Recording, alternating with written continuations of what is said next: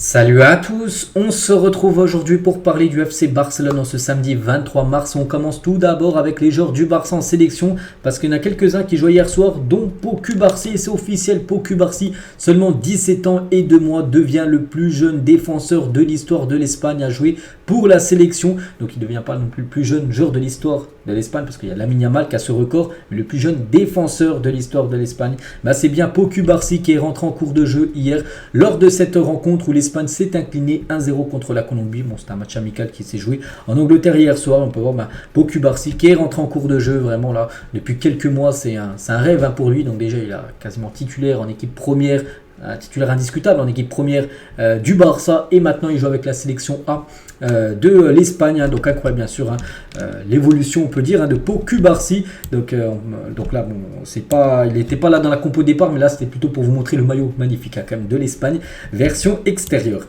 Et Pau Cubarsí toujours avec lui, donc bien sûr il fait les unes aujourd'hui, Sport et Mundo Deportivo, je monte tous les jours. Donc, tiens, regardez, Sport, des débuts historiques mais rien d'autre, vu que l'Espagne s'est inclinée 1-0. L'Espagne restait quand même sur 8 victoires d'affilée, donc défaite, mais Pau Cubarsí début historique, et la même chose, Cubarsí et rien d'autre, vu que l'Espagne s'est inclinée 1-0 contre la Colombie. Il y avait aussi un autre jeune joueur, un autre défenseur, et c'est peut-être aussi lui l'avenir, c'est Faye, les gars, il a seulement 19 ans, donc déjà lui première fois qu'il est convoqué avec le groupe A du Sénégal. Et donc le Sénégal s'est imposé 3-0 et il a marqué un but magnifique. On peut le voir là où il y a le petit rond. C'est Faye, un défenseur de l'équipe du Barça B, que je parle de temps en temps parce qu'il est très bon avec le Barça B. Et quand on sait que Xavi, les gars, fait beaucoup confiance à la jeunesse, il y a des chances de le voir très prochainement en équipe première. Bref, donc ce joueur, donc déjà clean sheet, son équipe n'a pas pris de but, il a marqué un sublime but. De là, les gars, il a envoyé une énorme frappe du pied gauche, ça a fait barre en 30.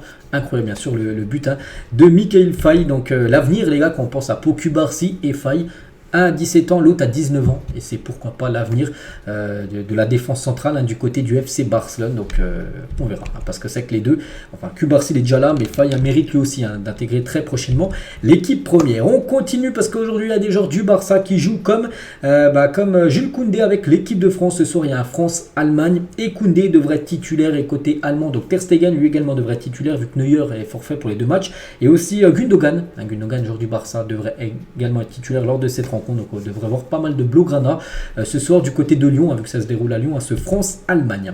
Le programme pour les prochains matchs, je vous montre bien sûr le calendrier tous les jours. Donc aujourd'hui, on a J-7. Dans une semaine, jour pour jour, c'est le retour enfin du Barça, parce que la trêve, bon c'est bien, moi j'aime bien les trêves quand c'est des compétitions officielles, voilà, quand c'est la Coupe du Monde, quand c'est l'Euro, là il n'y a pas de souci, mais quand c'est des matchs amicaux comme ça, je préfère bien sûr voir les matchs de club. Bon bref, c'est la semaine prochaine, samedi prochain, à 21h, le Barça reçoit Las Palmas.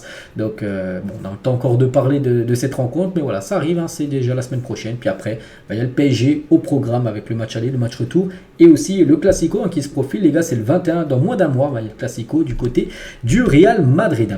Concernant le prix des places pour le match contre le PSG, donc Barça PSG le 16 au stade Montjuic, et en gros les supporters ça passe pas, donc les Peña, donc club officiel de supporters du club, sont en colère contre le prix des billets pour les matchs, enfin le match contre le PSG, vu que le match aller sera à Paris, mais le match retour à Barcelone. Donc le billet le moins cher commence à 230 €. Et c'est un gros souci parce que c'est quand même 230 €, bien évidemment. Par exemple, tu auras un match de Liga, prix moins cher, au pire, c'est Rétafé en face, on va dire. Je sais pas, tu trouves peut-être des places à 10-15 €, mais là, vu que c'est le PSG, vu qu'il y aura beaucoup de demandes, c'est 230 €. Et bien sûr, pour les supporters, ça passe pas du tout le prix des places. Des nouvelles de Gavi, exercice de rééducation sur la plage du côté de Barcelone. Donc voilà, des nouvelles de Gavi, blessé, on sait, jusqu'à la fin de saison. Donc il devrait revenir normalement pour la pré-saison. Vous savez que l'équipe va partir aux États-Unis, comme souvent ça se fait là, les années précédentes, et il sera bien là. Donc voilà, pour l'instant toujours rééducation bien sûr pour Gavi, donc on lui souhaite toujours un très bon rétablissement, et on peut voir son genou, où il s'est fait opérer, il y a une cicatrice bien sûr, n'oublie pas qu'il y a une rupture des ligaments croisés. On va parler de Félix qui s'est dévalué de manière alarmante ces dernières années, et a maintenant une valeur de 30 millions €, soit 70 millions € de moins qu'à son arrivée à l'Atlético Madrid. Donc c'est la valeur que le Barça lui donne dans un éventuel deal, donc le Barça en gros dit, si l'Atlético veut le vendre, voilà, nous on est prêt à donner 30 millions €. Le Barça estime qu'il coûte 30 millions €, mais pas que l'Atlético l'avait acheté plus de 120 je crois à l'époque, du côté de Benfica. Donc c'est vrai qu'il a énormément perdu de valeur marchande, Félix. Voilà. Voilà, c'est fou, hein.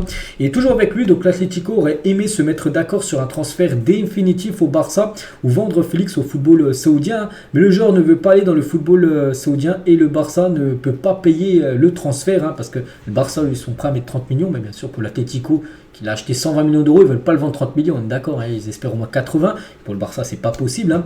Donc tout doit être formalisé dans un prêt en convenant d'une option. Donc voilà, en gros, ça pourrait être de nouveau un prêt s'il venait à rester du côté du club la saison prochaine. Toujours avec Félix, donc ne reviendra pas l'Atlético, autant aussi que Diego Simeone, donc le coach, hein, qui ne faisait pas trop jouer, donc sera toujours là en place, hein. Donc Jorge Mendes, son agent, souhaite que le Barça et l'Atlético parviennent à un accord. Donc comme je dis, hein, ça reste très compliqué parce que les deux clubs sont pas du tout d'accord sur le prix, hein. Le Barça l'estime à 30 millions d'euros alors que l'Atlético l'estime quasiment à 3 fois plus cher. Donc c'est là que ça va coincer, bien évidemment. On va parler aussi d'Araujo, veut rester, le Barça veut qu'il continue, mais l'équation n'est pas si simple, hein. Lors de son dernier renouvellement, Pedri et Ansu Fati ont également renouvelé leurs contrats respectifs, recevant un montant qui les plaçait sur un échelon salarial beaucoup plus noble, hein, donc beaucoup plus haut par exemple qu'Araujo. Donc le club a convaincu Araujo que son augmentation de salaire ne pouvait pas être aussi importante que si c'est de ce qui est attendu en raison du fair play financier. Araujo acceptera et renouvellera son contrat. Le joueur, alors que le club est maintenant en crise financière, pense qu'accepter une offre à l'étranger serait une victoire. Donc voilà, en gros, le Barça aimerait le prolonger, mais Araujo il se dit voilà, si je prolonge, c'est là en gros quand tu prolonges, c'est là que tu peux renégocier ton salaire. Donc souvent à la hausse, hein, tu demandes à ton club voilà, tu prolonges, enfin vous me prolongez mais vous m'augmentez un peu le salaire. Et maintenant le Barça, on sait que c'est dans le rouge total, donc c'est très compliqué. Donc c'est pour ça en gros peut-être la meilleure solution, on peut le voir, ce serait une vente, hein, d'Araujo, même si le joueur dit qu'il se plaît bien à Barcelone. Voilà, les gens ont beaucoup parlé de mon avenir, hein, mais je suis heureux à Barcelone et moi je vous cache pas, je pense qu'il quittera le club, hein. Je pense qu'il quittera le Barça. Le Barça, il y a moyen d'en tirer peut-être du 90 voire 100 millions d'euros. Je pense qu'il quittera le club. Après c'est vrai que c'est une grande perte, mais voilà, il y a Poku Barça arrive, il y a le jeune Faye, pourquoi pas faire confiance au jeune Faye la saison prochaine, ça peut être une option, hein. Faye en plus c'est un joueur déjà au club, hein, qui a été recruté, je crois même il était arrivé libre, donc bien sûr là tu peux en tirer 100 millions d'euros sur Araujo, il faut le prendre, hein. Donc physiquement je vais très bien, mais je suis un peu fatigué après nos derniers matchs, hein, contre Barcelone. Je suis prêt à apprendre de Marcelo Bielsa, le coach, hein, de l'Uruguay. Nous sommes en train d'ajuster les détails pour la Copa América. Les séances d'entraînement sont importantes pour définir ce que l'entraîneur veut, hein. Et Laporta, le président du Barça, sur Araujo. Suis-je optimiste quant à la continuité d'Araujo? Oui. Bon, c'est ce qu'il dit. Après, il peut peut-être mentir. Il dit que lui, il va continuer. Donc Araujo est très intégré. L'autre jour, nous avons présenté en avant-première le programme Origins pour Barça One. Et je suis sûr que qu'il ne sera pas l'un des joueurs qui veulent partir, hein. Ce qui se passe, c'est que parfois la communication n'arrive pas là où elle doit aller. Je veux parler des négociations. Et là, je pense que c'est déjà résolu d'une manière ou d'une autre parce qu'il y a une certaine distorsion de la communication de tout ce que nous avions en tête pour Ronald Araujo, de le prolonger. Et comme je l'ai dit, il y a des chances aussi qu'il quitte le club, hein, en fin de saison.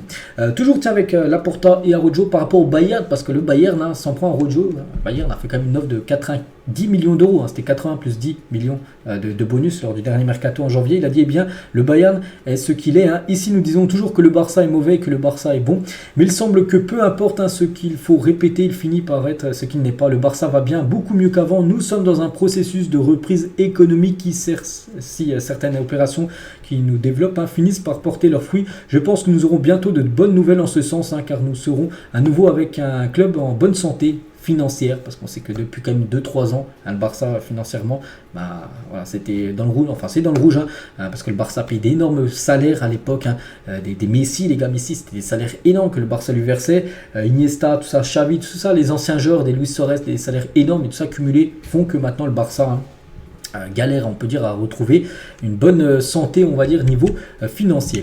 Laporta, donc Laporte est ouvert aux joueurs qui ne veulent pas continuer parce qu'ils n'ont pas assez participé ou parce qu'ils ne sont, enfin peut-être parce qu'ils ne sont pas intéressés, voilà, pour rester, hein. Donc voilà, en gros il dit qu'il ferme la porte à personne. Si un joueur vraiment il va voir Laporta, il lui dit je veux quitter le Barça lors du prochain mercato, il ferme la porte à personne, hein, le président du FC Barcelone.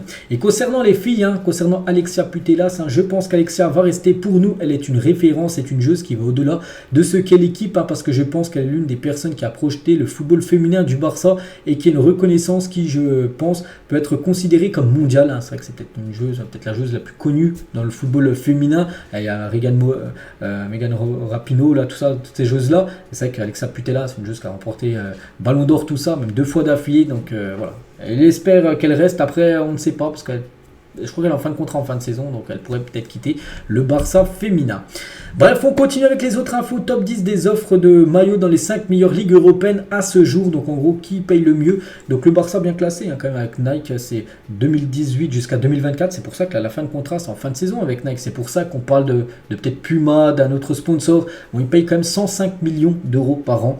Et il y a seulement Manchester, 106 millions d'euros avec Adidas, et le Real Madrid, 120 millions d'euros. Mais avec Puma, les gars, Puma pourrait donner beaucoup plus. Hein. On pourrait peut-être atteindre les 140. Hein, donc le Barça pourrait être en première position par rapport au sponsor de maillot, on peut dire qu'il rapporte le plus, hein, parce qu'en gros Laporta dit que vu que le club vend énormément de maillots, voilà, en gros Nike doit absolument augmenter son offre. On va parler de Dani Alves parce qu'on a appris il y a quelques jours qu'il était sorti de prison, tout ça, mais regardez, hein, donc Dani Alves passera le week-end là en prison. Il n'a pas eu l'argent nécessaire pour payer sa caution parce que soi-disant c'était la famille, le père de Neymar qui allait payer, mais le père de Neymar jeudi il a sorti un communiqué pour dire qu'il n'avait rien payé du tout, hein. Voilà, c'est pas lui qui allait payer la caution, tout simplement Dani Alves. Donc exceptionnellement, donc ils permettront à Dani Alves de déposer le 1 million d'euros pour sa caution de sortir, hein, jusqu'à 15h aujourd'hui. S'il paie avant 15h, il partira aujourd'hui et sera libre, hein, ce week-end. Hein. Sinon, ça serait lundi, hein, s'il venait à payer, les gars. Donc, il peut payer par exemple aujourd'hui avant 15h. Il sera libre ce week-end. Sinon, s'il a ce 1 million d'euros, parce qu'il faut avoir la somme, hein, donc ça sera lundi. S'il a ce 1 million d'euros, donc il pourrait sortir lundi. Donc voilà, concernant Dani Alves. Pedri recrée la photo de Raoul en 2004 pour l'équipe nationale. Donc voilà, Pedri, nouvelle version bien sûr, et Raoul à l'époque. Hein, voilà, en gros, Pedri a refait la photo de Raoul. Il y a 10 ans, jour pour jour, Léo Messi inscrivait un triplé au Santiago Bernabéu et devenait le meilleur buteur de l'histoire du Classico. C'était il y a 10 ans, jour pour jour, c'était un 23 mars 2014. Donc voilà, cette photo où on peut voir son grand rival à côté, Cristiano Ronaldo, bien sûr, les yeux, tête baissée, et lui, Messi, est en train de regarder, bien sûr, en haut. Donc voilà, les gars, on finit avec ça. J'espère que ça vous a plu. On se retrouve dès demain dimanche, bien sûr, pour le prochain numéro. Je vous souhaite une très bonne journée et à demain.